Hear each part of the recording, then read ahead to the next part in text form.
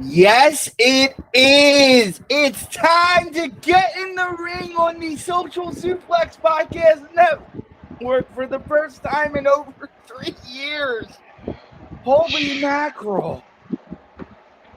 Time has Mike is here evolved. with me, too. Time has evolved so much in the last 3 years since we've done this. But this is a very special occasion on this. It's hot. It's hot Oh, it outside. is hot. The news is hot in these streets. Saturday, July 23rd, 2022. The news is hot in these streets, as we know. Not even 24 hours ago, a big news dump went down. Where actually no, let's go back earlier in the day. Right. Earlier in the day, Triple H, it was WWE said, okay, Triple H is back in the office. He's going to resume the titles that he had as like the leader of EVP of talent relations, right? So he's back in office, and then not even 4 hours later, like this happened like right around 4:05. It was right exactly timed because there was a Variety article that got released right as the tweet got released. So the Variety had it. So this was clearly orchestrated. For it to be today. For it to be yesterday. Okay. Because Voices of Wrestling and their breaking news audio. I've been listening to breaking news audios like all day.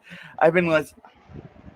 Like, I listened to Observer Radio this morning. I listened to WrestleNomics. I listened to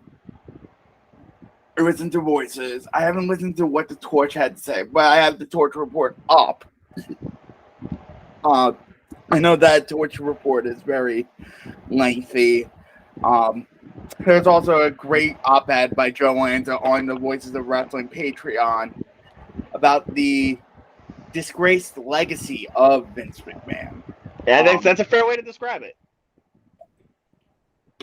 And it is. We're not here to throw out praise at this man right now. This is not the day to do that. No, it's not. It's not the day to completely give him his flowers. No, and talk about his. Okay, has he had a career that has changed a whole lot of lives? Absolutely. Yes. But we do have to be objective about Vince and talk about. And a lot of people haven't been objective, and it's been frustrating. That's fair. It's been frustrating to say the least. When you have one of the founders of a wrestling website tweeting out, like, Vince, you wouldn't be here if it wasn't for Vince. Something along those lines. And I'm like, wrestling would have existed with or without Vince. Okay, now that part I kind of disagree. I think wrestling would have. It wouldn't have existed on a full-on national level. Global, that's global level. It wouldn't be wrestling. Wouldn't be as promoted as it wouldn't be as pop culture, as mainstream, as universally accepted, right? As it is today without Vince. That's where I disagree. I totally like where people would say like, oh, this wouldn't be without Vince. That part I'll buy. I will buy that. But no, but we're saying there's a difference between. This is not the day to do that. This is not the day to evaluate that. This is a no. We got the article is coming out when the it's apparently coming out in a month. The Brian Gumbel Real Sports Beats on Vince, and apparently there was a lot that came out, and and it's a doozy, according to people who have seen it. Okay. So I'm not the biggest fan of this man. As you guys, you made it abundantly clear on social. Over the years, you made it abundantly clear that you're not a huge fan of Vince McMahon. And let's write what I said on my social, which actually got a few laugh reacts. I saw that. Yeah. You get a few laugh reacts, and I'm like, look at what this man's accused of, and you're laughing at him being a saint. Come on. So I said, let's not pretend Vince McMahon is a saint. He's an alleged serial rapist who used money and power in the wrestling industry to feed his desires. Mm-hmm. And then I sort of fueled it with my idea, which is he's an overrated creative mind who nearly botched every opportunity because how out of touch and micromanaged things needed to be. I am really happy Vince McMahon's gone and out of the public eye. This will make wrestling better in the long run. That's what I said. Okay, now the fact that Vince is no longer running or has anything to do with day-to-day operations or in WWE, 100% agree there. I do think with a younger, a fresher, a way more in-tuned mind that Triple H has, that Shawn Michaels has, that Kevin Dunn, if Dunn still with the company, has in terms of in-ring, and I think Stephanie McMahon will be fine in terms of the business side of things. She's done a good job of it on the business side, so I got no issues there. But I think WWE absolutely did need, and has needed it for a couple of years. This part I agree with, has needed a fresher voices, fresher, younger voices who are more adept to what's going on in the cultures today. So I do agree with that notion. And but the Vince has failed at everything else, and this is why I say he's overrated, because he's failed at everything else but pro wrestling. He's tried to shy away from professional wrestling, and he hates the word pro wrestling. Yes, he's way more on the entertainment side. He is focused far, far more on entertainment and big names and big stars, and it's way more to a fault that Vince focused on, okay, let's do stuff with Roman, let's do stuff with Ronda, let's do stuff with Charlotte, Becky, Brock, all the big names that are going on, but for far too long, it seems like the mid-card and or those who are really just are way better at wrestling than they are at being like on a microphone per se, or character work per se, they kind of get excluded or kind of get like thrown to the side, and we don't see that kind of pure wrestling energy that other companies have done and other companies have done far better over the last few years. The only exception being NXT 1.0, but even then, that's a lot more Triple H based, Triple H and Shawn based to me, than it is Vince based. And you see the difference of 1.0 to 2.0, where Vince is, when did Vince take over NXT? Like right before they went to 2.0? Right after you went to 2.0, yeah. Right before. You see the difference. You see the difference. Because 1.0, NXT, notoriously, for like 5 or 6 years, was WWE's best brand, and it wasn't close. They were putting on bangers on every takeover. And it was easy money. Like NXT was like, without question, was their best thing. Now, it's watchable, sure. It's still probably like them and SmackDown are kind of like neck and neck as their best brand, but it's nowhere near the energy that 1.0 was. And I think a lot of that was like Vince trying to put 2.0 in his own image, where you have the big muscle bound dude as the main guy, Breaker, and you have the bombshells in terms of like the main women, Toxic Attraction. Like so, like that seems to be really like the main parties here, and that's unfortunate to me. I'd like to see more like some of the best stuff NXT does, like Carmelo Hayes or Grayson Waller or Cameron Grimes, who've all killed it. Tony D'Angelo, I like some of their stuff way more than Breaker, and like way more than Breaker stuff, like in the men's division, for example. And that's always bothered me. So I hope we get back to that. But I want to make a note to the Voices of Wrestling, written by Joe Lanza. A great day for pro wrestling. The shameful and overrated legacy of Vince McMahon. This is on their $5 tier. We're going to read a lot of it on Patreon. I don't think Joe would mind because we're plugging it. Go to their Patreon. Go to voicesofwrestling.com/Patreon. Pay the $5. You can read it for yourself. But I want to really analyze this article because I think Joe hit a lot of points here that I agree with, and a lot of points that really hit home to the fact that hit points to what I thought, that Vince McMahon's overrated. So he said, "This is a great day for pro wrestling. This is a great day for pro wrestling fans." He lists off a lot of the allegations here, and in italics puts the word "and." I think that's poignant. Setting aside that Vince McMahon is an alleged serial rapist, and setting aside like a murder cover-up, and the direct contribution to the death of Owen Hart, and firing dozens of people during the heart of a global pandemic while in the midst of record revenue and profits. And it goes on and on and on. All that aside, he says, this is still a great day for pro wrestling and pro wrestling fans. There have been periods of WWE over the years that I have enjoyed. But for the better part of 4 decades, WWE has been horrendous on-screen product. Irredeemably bad sometimes. For example, right now. The creative vision of a man so insecure and embarrassed by the business he's in that he insists he actually isn't in it. Sports entertainment isn't just a marketing hook.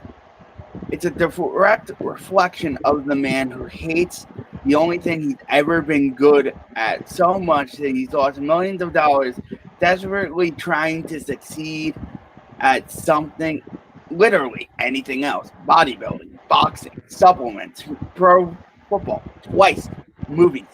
Yup. I think that's a big part of why this is a very complicated legacy. Because he was only successful at one thing, and he did not stick to that one thing. Your thoughts on this so far? That he's failed to connect. That he's yes. That the I said it earlier. Yeah, he doesn't. He does seem out of tune. I feel like he's been out of tune for a while now. In terms of a lot of in terms of like things failing, like his character, like the character work, like the character development, in terms of failing. This is a guy, Joe Landon doesn't even like the Attitude Era. So I disagree with that. That part I disagrry with. So he doesn't even like the Attitude Era. Yeah, so, that I'll disagree with that part. Because the Attitude Era was probably Attitude Era was peak of powers, and the Ruthless Aggression probably that stuff doesn't age well. Honestly, if you watch it, not this. Yeah, you couldn't do a lot of the stuff of Attitude Era now. That I'll buy. I'll buy that. I will 100% buy that. It doesn't age well, and I think the quality of it and like the short boom, boom, boom, 5-minute matches and 5-minute promo, it's a format that's outdated. Yeah, no, it fit well in that time. To say it was bad, I disagree. But it fit well for that time period. He was obviously in touch then, and he obviously understood what was going on then. That worked. Ruthless Aggression Era, I think that worked. I think for its time, and in some cases, some of that works now. That worked. I would say probably when things started to go super south, as in like, there were some things that were okay, but then there were things like, what are you doing? Probably what? Maybe like 2013, 2014? Yeah, that's what Rich and James said on when was the last time Vince McMahon was an elite booker, and he said 2013, 2014. Yeah, that's the last. Yeah, I think that's the last time I would say. Okay, they did a show too. This is dope on the Social Suplex Podcast Network. I would highly suggest you check out the YouTube clip of Rich Latta packing up Vince McMahon. It's gold. I might play it here because it's absolute gold and it's absolute fire. And it's everything I thought going in. So, going on. Vince spent his entire career chasing mainstream acceptance and trying to prove that he was better than the wrestling promoters, and in the wrestling business he despised. And he was able to force people around him to use his weird verbiage and build an insulated world where he can pretend that he's something more than a wrestling promoter. Deep down, he knows that's all people will ever see him as, because that's exactly what he is. He can't run away from that. And it eats away at his soul. Good. And I think that's the essence of Vince McMahon right there. I think this is now me editorializing. That's the essence of Vince McMahon, is him running away from pro wrestling, running away from thing he's good at, and trying to be able to be good at something else, and he was never good at anything else. It makes sense that I have been embarrassed to be a wrestling fan for most of my fandom, because the most influential person in the business was embarrassed of it and it created an embarrassing product.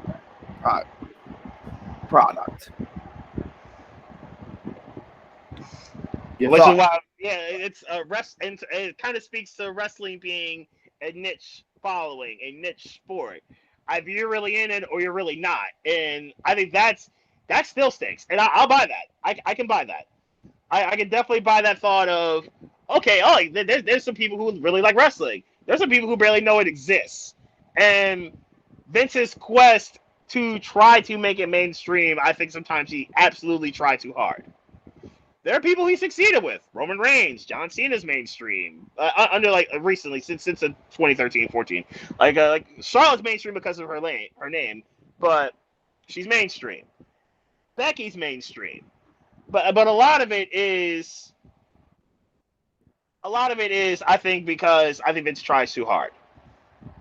And I can totally buy that part of it. And obviously the outside of the ring stuff that you were talking about before, he can't escape that. Yeah, that's a different legacy all to itself. And to me, Vince really does leave two legacies. The in-ring legacy is obvious. Like we see it in terms of for its good and its bad. And we see that in a sense of his outside of the ring legacy, all the drama he's been into. Obviously all the rape accusations now. The Time Warner Ted Turner stuff. The drama he had there. Wasn't yesterday the anniversary of him beating the cases of what was it? Well, it wasn't Hogan, but it was another anniversary of Vince beat the case somewhere, like another crime that he was accused of. But it was you got the picture right here to prove it. But yeah, no, 100% that Vince I think has two legacies, and one doesn't escape the other, and in some cases one's probably because of the other.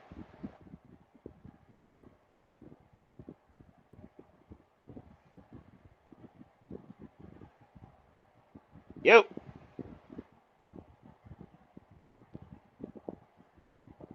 I think he I muted myself. That's my bad. Okay. He goes on to not to validate the business acumen of Vince McMahon. Oh, he knew how to make money. He did make a whole lot of money. In this paragraph right here. But then I'm gonna go through each paragraph of the overrated period, because I think he brings up a lot of interesting points here. As a creative mind and star creating genius, McMahon is overrated. Some of his greatest successes were often the product of someone else's efforts, luck, or lucking into what made his failures eventually work. And WWE history is littered with examples of McMahon leaving millions of dollars on the table.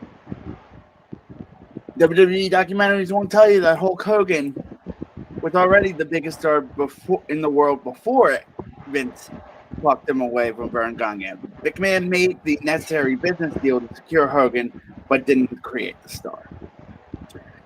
The alleged genius of Vince McMahon creative vision gave us the Ringmaster and smiling babyface Rocky Maivia, two abject failures despite both Steve Austin and The Rock being considered as can't-miss two blue chip prodigies by literally everyone in the wrestling business from quite literally their first days in the business.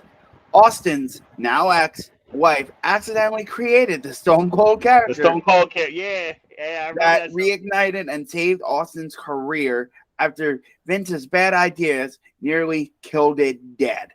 Yes, I do remember that. I do remember hearing about that.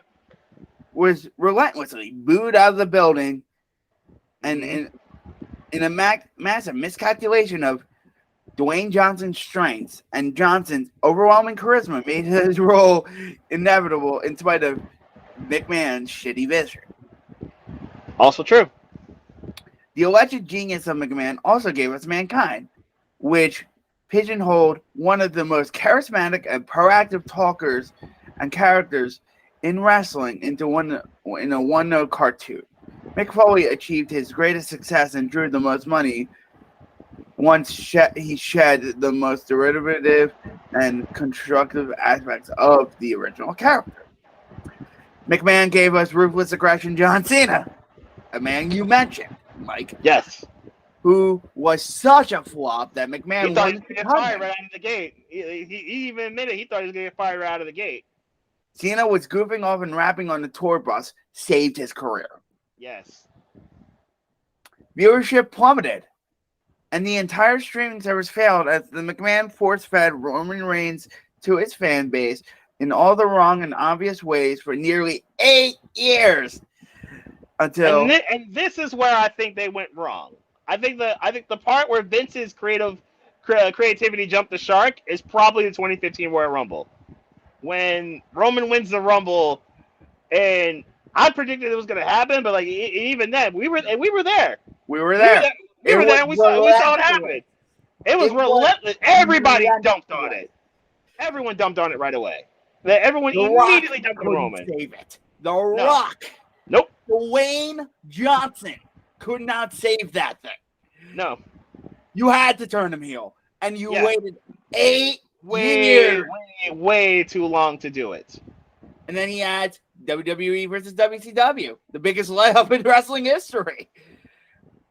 Dean Ambrose, Hulk Hogan, Ric Flair, ECW, the reboot of ECW, Flair's first run, Vader, Road Warriors, Terry Funk in 1986, Polka Dot Dusty. He could go on and on and on with endless examples of Vince failing to understand what made these people stars, and as a result, ultimately drawing far less money with them than they would draw elsewhere, despite all the advantages of being the top promotion in the world with the most promotional money. Even Mr. McMahon, perhaps the biggest money-drawing heel in the history of wrestling, was a happy accident. As Vince saw himself initially as the babyface, Vince McMahon would be twice as wealthy today if he was given half the creative genius he's been mythologized to be.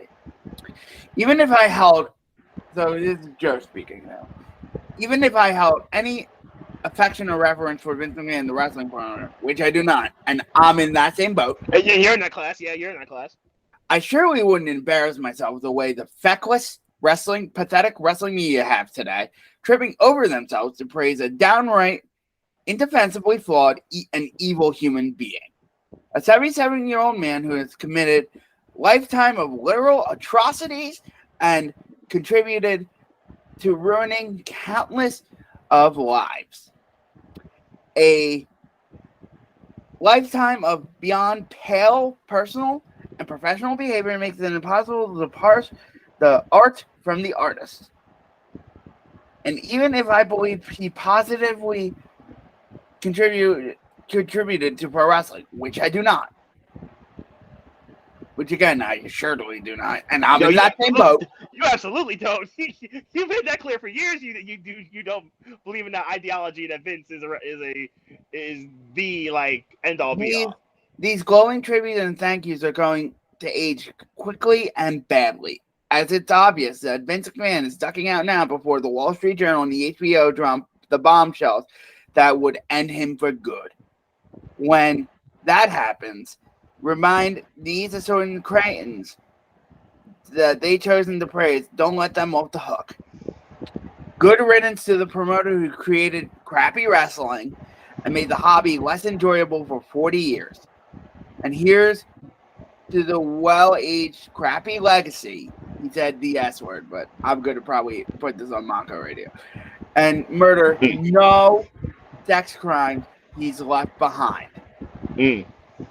I loathe him as a wrestling promoter, and I have zero respect for him as a brand. What a great day. We are rid of him. Hit the bricks, Vince. Go away forever. Don't ever come back. Ooh. That was some That heat. is scathing. That's some heat. scathing. That was some heat. And you know what, though? And, yeah, the one thing you wanted to touch on earlier, you talked about earlier, was the Owen Hart thing.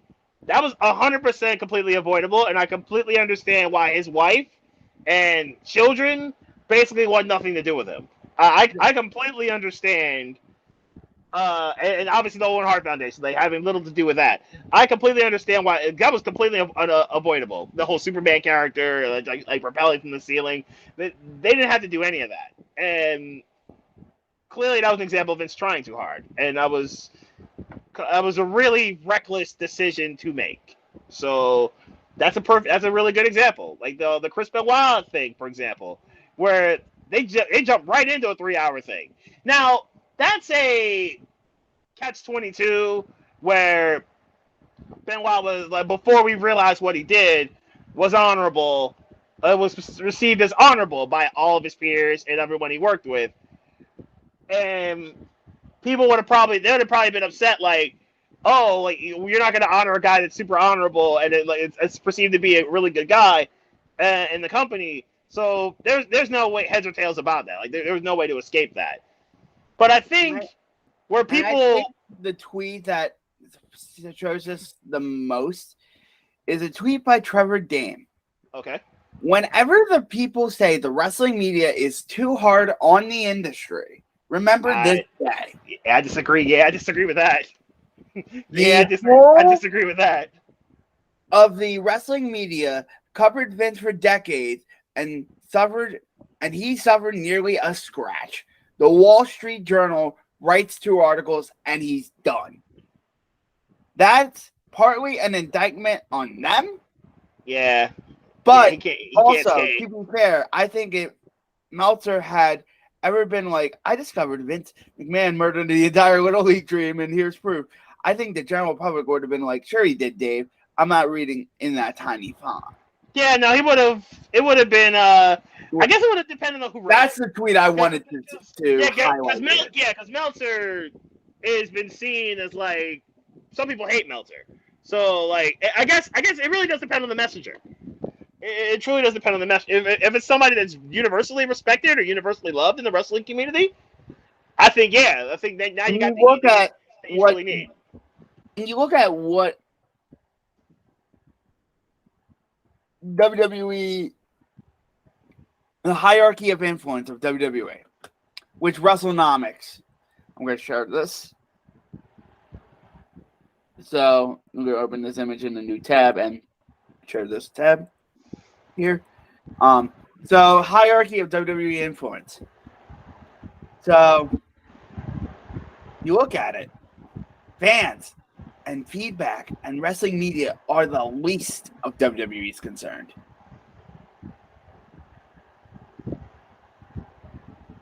Ooh, yes, I see that.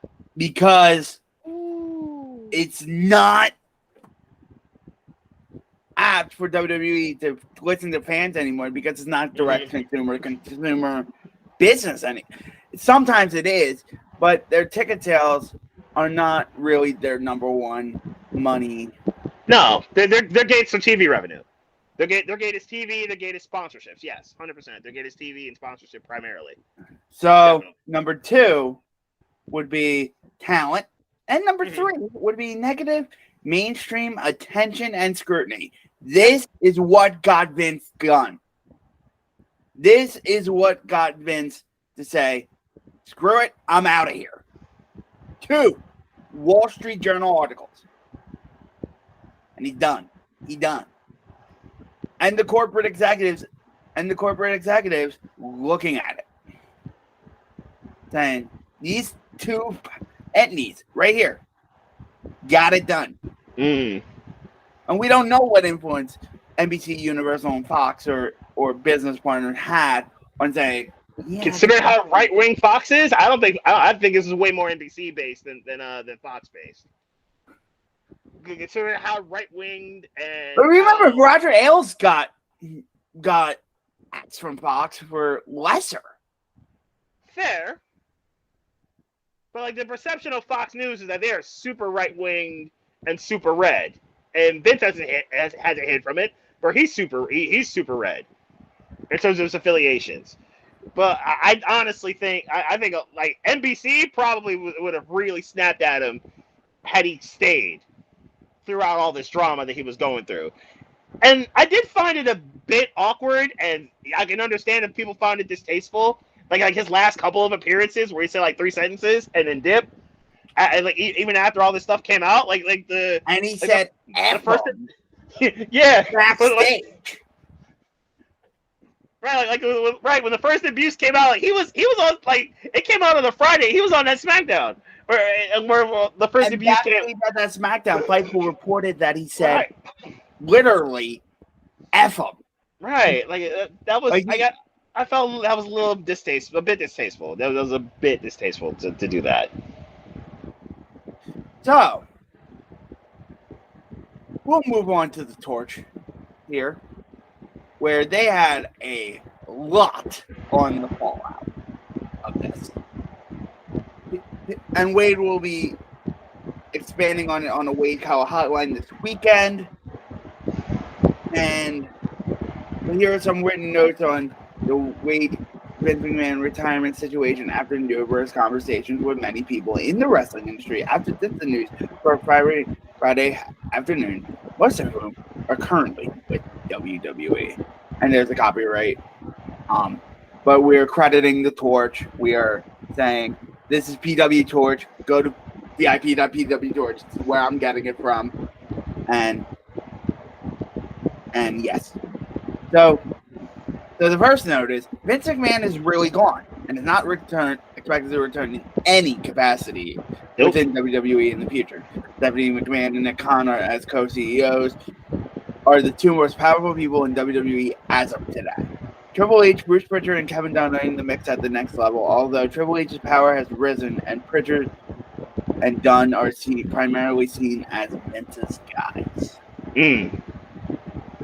Friends and colleagues do not have any idea how Vince will handle this drastic change in his life. He has no hobbies or social life outside of WWE other than visiting his grandkids, and he has never had a clear schedule. He's been a workaholic his entire adult life. Some are worried for him. Others tell me they're just curious. One ex-WWE wrestler told me, what the F will he even do with himself? I worry about his health will go down from this. Some people are wondering if people who have left the company will return, such as former writers. I am told that's not in the plans. For instance, Brian Gewirtz, who has a book coming out in the next month about his time in WWE, including years as a head writer, is not expected to be returning. The key roles will be expected to be filled internally. Bruce Pritchard is expected to essentially be head of creative and lead director of Raw and SmackDown. Joy.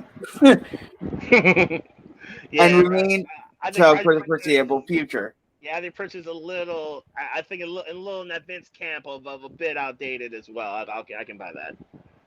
He was in gorilla position last night and on SmackDown ran the show. Stephanie McMahon will oversee him. Okay. Pritchard will oversee the top writers for TV, including Ed Koskey on Raw, who's been there for many years, and Ryan Callahan on SmackDown. Both Koskey and Callahan are likely to secure their positions under Stephanie. Kevin Dunn, this is the big one, remains in his position and expected to remain there for a while. Although he has never been seen as a Triple H guy or tight with Stephanie. So I'm told that it's unlikely he'll be there around a year from now, which is a joy. Oh, Kevin Dunn a piece out. Okay, like Kevin Dunn a piece out. What, his contract runs out in a year? Probably. Okay. Yeah. I think that when Triple H was running NXT and building his team, the prevailing thought was he was setting up successors for Vince's main inner circle, including Dunn, whom he'd never been close to. This next note is about Triple H. Okay. Triple H gains power and influence both because of his official role as head of talent relations and because he's married to Stephanie McMahon, who is co-CEO. Right. He was officially announced as head of talent relations in a Friday press release this morning before Vince McMahon news broke. He is the most experienced person in those areas now that Vince McMahon is vacating, given that he essentially was Vince McMahon in NXT for all those years. Triple H is said to have good business acumen and impresses the right people in Wall Street. No crap. Yeah, no kidding. And business interactions despite coming from the wrestler and the gym instead of the Ivy League business college world. Which changes on it. Triple H gets it. And Triple H understands. Yeah. Changes on air and behind the scenes without Vince McMahon are anticipated to be gradual without priority, giving off a sense of stability to business partners, advertisers, and media, stockholders, and Wall Street. But there will be changes. But what do you think of all of this note so far? So far, I think if this is the start of the transition of the Triple H runs the wrestling side of things and Stephanie and company run the business side of things, perfectly fine. I think that's the way this should be. The Triple H, I spoke about his stuff before with NXT, where when Triple H had control of it, NXT was their best stuff. It connected with the fans. It brought energy to WWE that it just didn't have. And that's something that WWE absolutely needs, is to go back to, like, can you imagine Raw, like the Raw and SmackDown over the last 8 years with NXT with NXT 1.0's guts? We would think entirely differently of and Raw. Maybe AEW wouldn't have been created. There you go. We would, because nobody would have been that frustrated with WWE or creative, and nobody would have dipped for AEW. So yeah, imagine with those kinds of guts for 3 days a week as opposed to what used to be just one. How different things would be. So I think you get closer to that, and it'll probably, I think it'll probably will take a year or so, because of Pritchard and Dunn and how influential they are, and we'll see how they use their power respectively over the rest of their contracts. But it would not shock me at all if after their contracts run out, that neither come back. Yeah. And that Triple H just takes over and says, like, I got it. I just bring my team over from NXT 1.0 and we keep it moving, and we do it like we used to do and keep it moving. I can totally see that happening. Multiple sources believe that Vince McMahon would have stayed longer. And the timing of his departure, just days before the Raw taking place in MSG, does point to this being a serious situation where he couldn't afford to wait any longer. Vince has always seen MSG as a special place and home base of sorts, and to not have one last show there he was part of indicates he felt the pressure to retire this week. It's just speculation at this point, but people are wondering if something else regarding Vince McMahon's conduct with women was about to come out, and if the timing of this retirement was him realizing that to protect the company he remained, he had to go. Yeah. No, I thought about that too. I thought the Real Sports one. The Real Sports one's coming out in August. I know that one for a fact. Everyone's pointing to that August 23rd date, and it's going to be a 1-1. So a month now, and that's going to be a nuke. Okay, that's going to be a nuke. Chris Zellner tweeted, "Get your popcorn ready." Okay. So, and they've been tight with HBO, so that's wild that they're gonna drop that bomb in a month. And I thought about that too. Who's HBO owned by? Yeah, good point. Yeah, there's that. Yeah, there's definitely that. And I thought about it. I was like, the timing of this retirement. I'm thinking like, wait, Raw's coming to the Garden, and and then there's SummerSlam, and then we're now a week away from the second biggest show they have of the year. And I'm like, wow, this is the timing of it. I didn't think Vince would stay around for that much longer. Stay on any longer. But the timing is what? Yeah, I guess he had to go. And like, part of me was thinking like, is he gonna come back and like say his like public goodbye in the Garden, because like he's talking about how his family helped build the Garden back in the '60s or something. Like is that part? I would doubt it now, considering what the damage that's as the nukes that's about to be dropped in a month. Yeah. And now the other thought. You remember the whole Brock Lesnar drama? Like, Brock Lesnar walked out of SmackDown. Now he came back now he was there in the end, and he destroyed Theory. But it seems to me that Brock was way more of a Vince guy than he is a Hunter guy. That's what it feels like. So, like, that impact of it is also going to be, I think, major. What guys are gonna, I guess, be treated, I guess, a little differently in terms of like their style or booking or whatever, and women too. What style, like their style or their booking or whatever, as opposed with Hunter, as opposed to Vince. So that part will also be very interesting to see.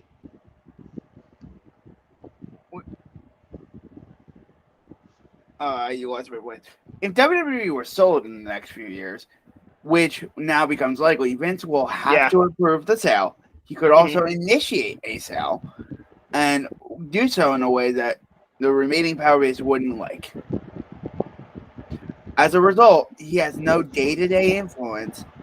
There will be an effort to not upset him with the changes that are made, or how his key people are treated, or how he is talked about publicly. It is in everybody's best business interest to keep Vince McMahon happy during this transition. Joy. While often the term business as usual is to describe TV these days at WWE on big news weeks, the people I communicated with and indicated the vibe of SmackDown was different, both because of Vince's retirement and the Brock walkout, adding more uncertainty. Still, everyone had a job to do, and they focused on that. People are more on edge, but there was some excitement for sure about the positive changes that were the result. WWE wrestlers were told a few weeks ago that Vince McMahon was there to stay. Whether that was a sincere belief or just an attempt to create stability amidst a developing storm of controversy is unknown. However, being told that, many wrestlers are surprised, if not shocked, about the news of Vince's retirement. All wrestlers I have contacted since the news broke are bracing for a possible change, or hoping that this news is good news for them. Every wrestler should expect to be reevaluated by the new creative structure, and in the coming months, significant changes could be made to who is or who isn't getting pushed. Exciting. Vince McMahon's opinion on many wrestlers isn't necessarily shared to those who are now in charge. So some wrestlers will move up card, and others will move down. He will be de-emphasized or find the roles changed. It will be within the flow of storytelling, though, and not through a massive reset. One retired ex-WWE main eventer told me, "I think WWE will change in a great way now. It will no longer be seen through the eyes of a 77-year-old billionaire." This is a former main eventer saying that. I think that's 100% true. I think that's the way it should be. The wrestling has changed, where it's no longer the 6'4", 6'5", 270, like the Batista types of dudes, where like you're 6'3" or 4" or 5", 260 to 300 pounds and you're chiseled out of granite and you're almost automatically shot up the charts. Or you're like, it's no longer everyone that just looks like Trish Stratus, where it's like you look gorgeous and you're just shot up the charts. Like, it's no longer like that. I think that's a great thing.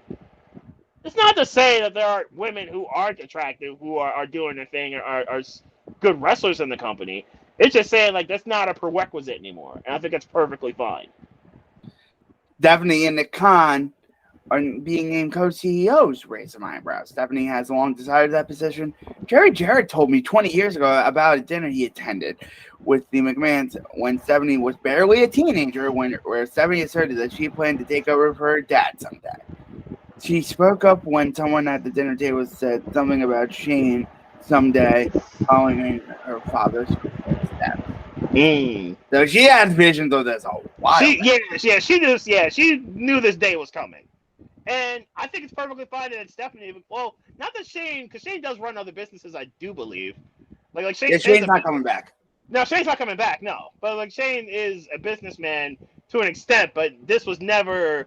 I always thought of the heir apparent to WWE being Stephanie as opposed to Shane. It's just in her blood more. Like Stephanie like values like wrestling as a business more, I think, than Shane did. I think Shane is way more like Shane. I think wanted to be an entrepreneur and kind of establish himself away from WWE.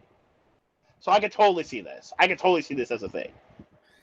A recent Harvard Business article noted that less than 5% of Fortune 1200 and Russell 1000 companies have had co-CEOs over the past 25-year span, and it's not unheard of. Stephanie and Nick Khan aren't said to be super close, but they aren't also enemies.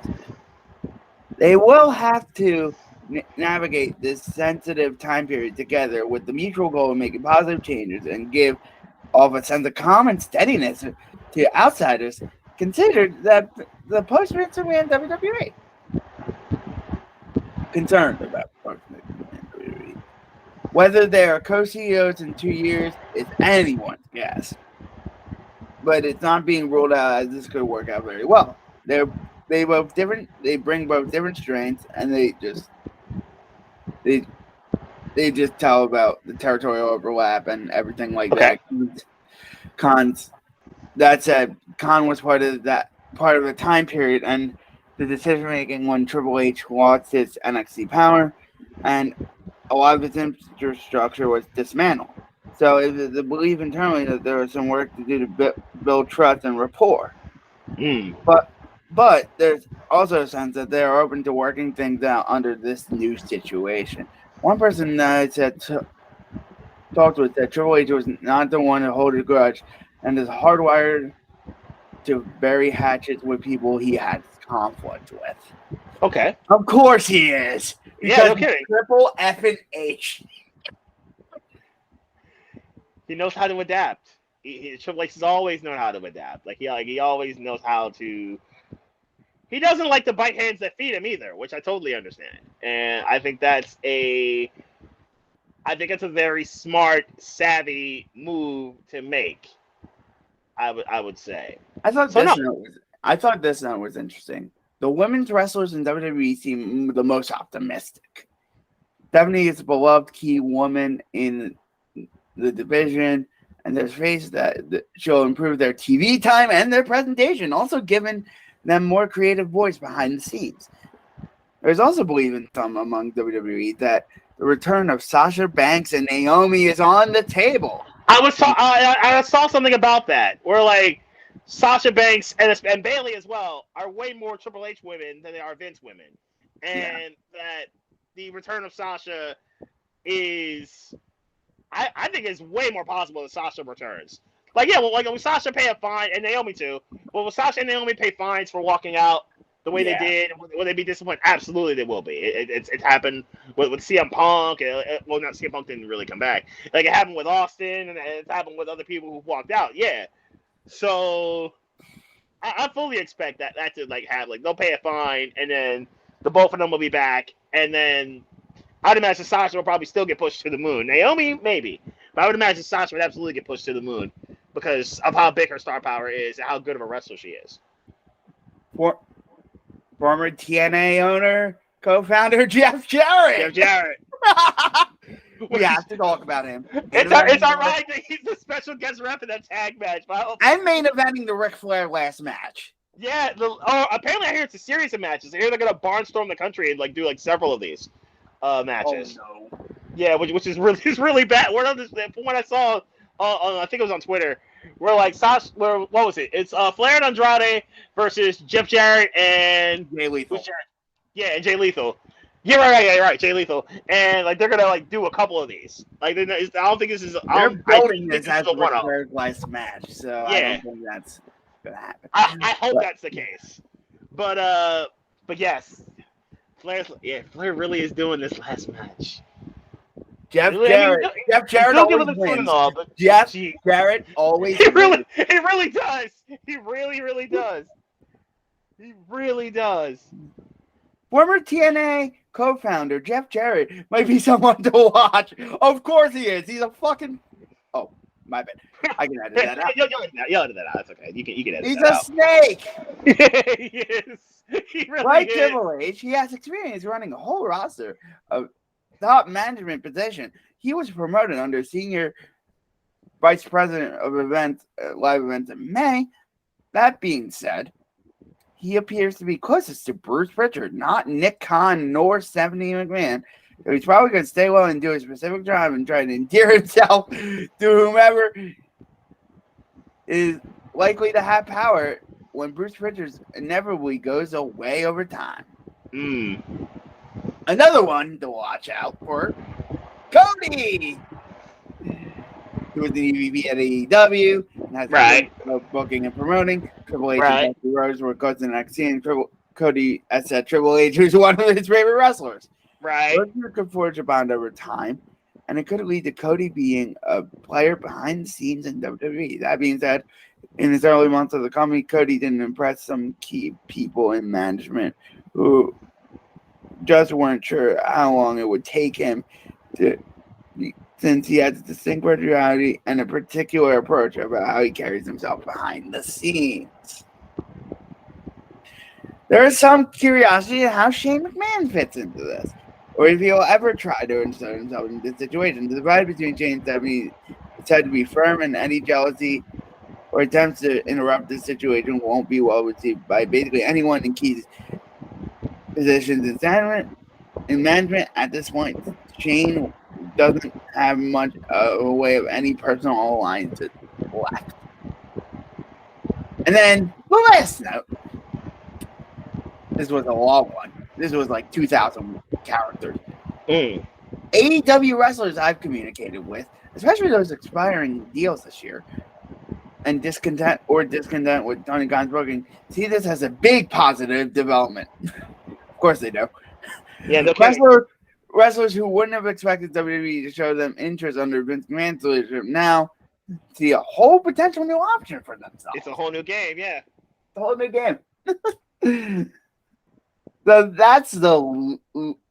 Unless if Observer has anything or Fightful has anything, that's the latest on Vince. Okay, so I do wonder about this, though. Does MJF, what does he do now? As much as he's talked about going to WWE at the start of 2024 and or whenever he gets out of his AEW contract, what does he do? Was he a Vince guy? He seems like a Vince guy because of his name and his promo work. He seems like more of a Vince guy than a Triple H guy. What does he do? Is he one to be of the Triple H? Is he one that would go to WWE now, or would he dip, or would he go back? I don't know about crawling back to AEW, but what does he do? That part is interesting to me. So the AEW door part of it. I think 100%. That becomes a very, very interesting piece. I think like when we see new people come in, that's going to be very telling. Cody made sense the moment he left AEW. Cody made sense to come back to WWE because with Vince, or whether Vince or Triple H guy, because of how well Dusty, the relationship with Dusty, and how Triple H values Dusty. That made a ton of sense. That was obvious. But what happens with dudes people who leave AEW and are thinking, oh, they're gonna make more money in WWE. Let's go there. I was like, there are cats who just won't come back. Like CM Punk, I don't expect ever to come back, or Moxley, I don't expect to ever come back. But there are dudes who I think would. I wonder what happens. Yeah. Yep. Exactly. Exactly. It's like I just think I don't know. It's really weird because you want to be booked by somebody. Oh, definitely, yeah. Yeah. It's a very, very discerning situation. What are your closing thoughts on this? Vince has a very it's a very mixed legacy. There is some good because the business of wrestling and wrestling as a whole is not what it is now without him putting it on the stage that he put it on. But then the person that is Vince of two things one in the wrestling world and one outside of it, obviously. Inside of it, he cut off his nose to spite his face way too much. And there are times where he tried way, way, way too hard to put a handful of people on and try to have those handful of people carry the shows as they did and as they're doing right now with the Bloodline and Roman. We're pretty much Raw and or SmackDown is 90% Roman. Is like a whole lot of Roman and a whole lot of Becky and a whole lot of Ronda, and the mid card is basically ignored. And the tag teams are basically ignored. Outside of the Usos, New Day, pretty much anyone that can generate money, Street Profits, pretty much anyone can generate money. And then that's the cold cough, no spite your face part. And then obviously the stuff outside of wrestling, which is all the drama he's gotten in over the years, the drama he's currently into now, like how he beat cases with Turner and with Hogan and like assault cases like that and all this stuff. So it's a mixed bag with Vince. And I do think it's absolutely time for a change. I think it's been time for a change for a couple of years now. I was just watching NXT and how I loved NXT up until 2.0, where I like it now, but it's not as good, anywhere near as good as it was. And a lot of that was Triple H. And like I've seen what Triple H can do and how Triple H is booked and how the energy of the shows was better back at 1.0 as opposed to 2. So like it's just, I think it is time for a change, and I would like to see what Raw and SmackDown would look like if it had 1.0 guts. And I think Raw, SmackDown, and NXT would all be looked at entirely different. It would all be looked at as, oh, we gotta watch Raw, oh, we gotta watch SmackDown, and oh, we gotta watch NXT. So now you got 4 out of 5 days of the week where it's like, okay, we got bangers coming up, and then the takeovers become hot, and the main card pay-per-views become hot again. And like let's get back to that, and then we can watch AEW as a different change of pace with AEW speed and all that stuff, and that becomes better because iron sharpens iron, and competition gets better. So I hope Triple H and Stephanie and their team can take it to where that needs to be.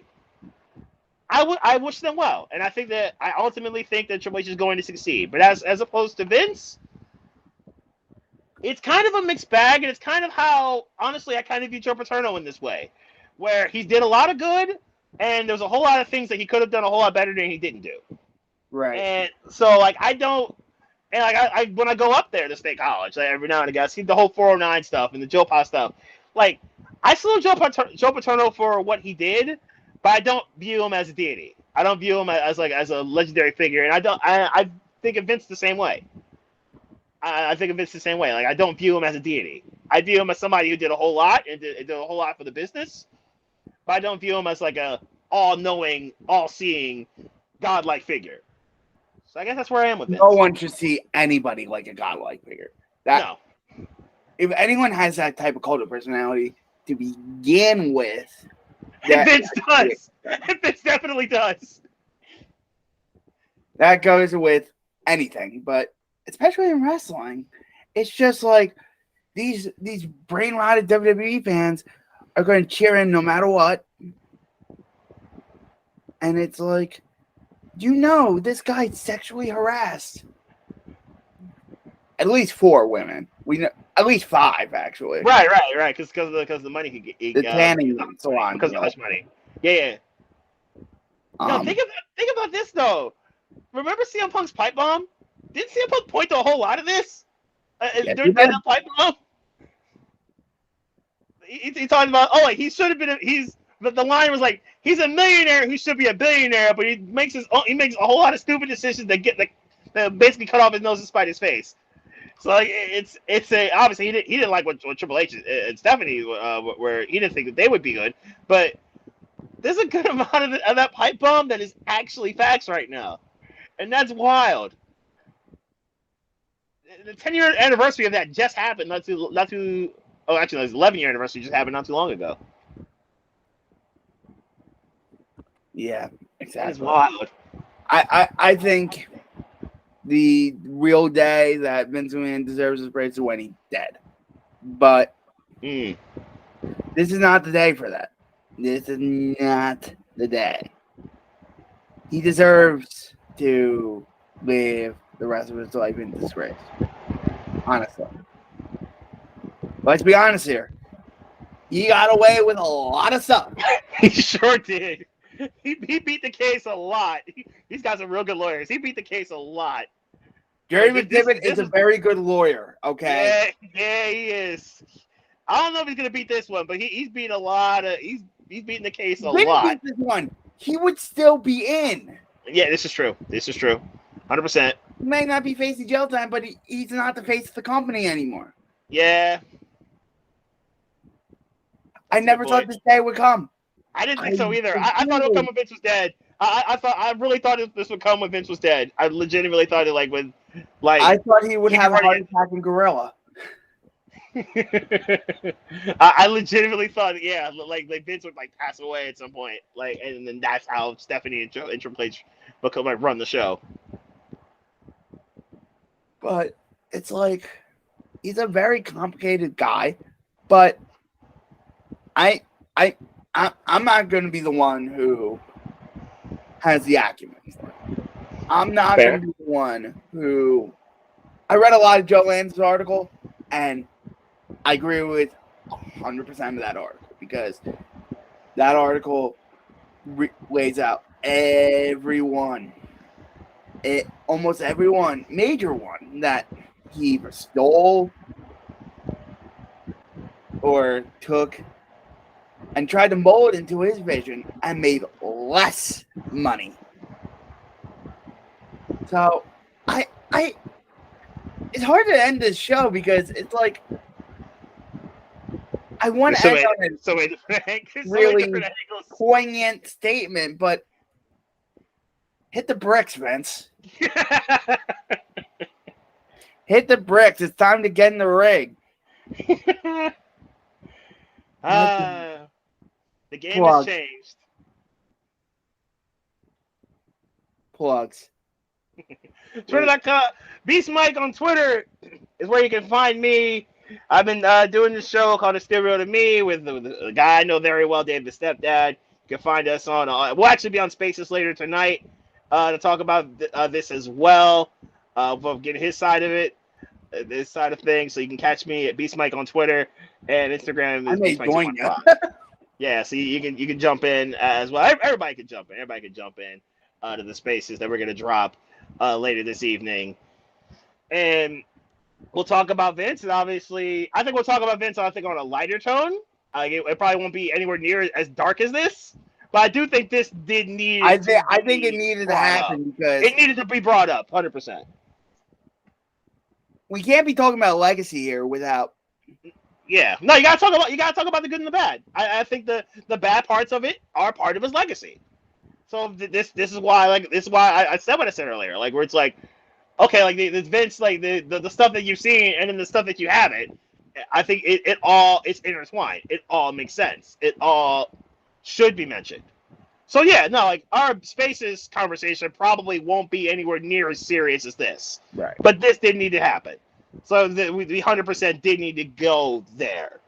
So I'm good with that. So I'm good with a different perspective here to talk about like more so Vince the person as a more so Vince the character.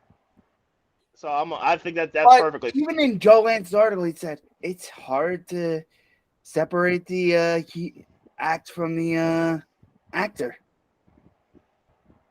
or the art from the artist. Yeah, that's. Art imitates. They say the phrase "art imitates life," and there's some instances. But wasn't it said that there are some instances in wrestling where like I think they're talking about a Ric Flair's Rivals show. Oh, I think it was on USA where they were talking about A&E. like, huh? A&E it was on. A&E and A&E, I think USA like did it too, where they talked about how Ric Flair's and ESPN's Ric Flair 30 for 30, where he talked about how life and like life on the road and wrestling like kind of and the wrestling character of Ric Flair all became one basically. So Right. And it's the thought of it is like there are some people in the wrestling industry where that happens, where life on the road and life in general becomes one and the same. And people just turn into like a entirely different monster. I think that's in Vince's case. I think 100% true.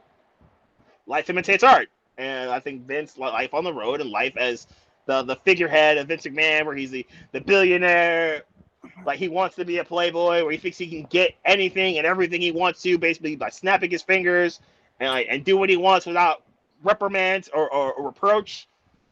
And I think that's 100% true. I think he tried to make life imitate that kind of art. So I think that makes a ton of sense as to why we look at it this way. In a world where he was the big guy. Yes. The only world where he was the big guy, the only world where he could be the guy and not have any type of consequence, at least on screen, is the one that he created. Yes. Right. DJ D Kooks on Twitter. I've been retweeting a lot of stuff. Yep. I've been basically on this Vince story since it happened, with retweets, with my own thoughts, and yeah, it's just a damning day. I'm just gonna say a damning day in the overrated, complicated legacy of Vince McMahon.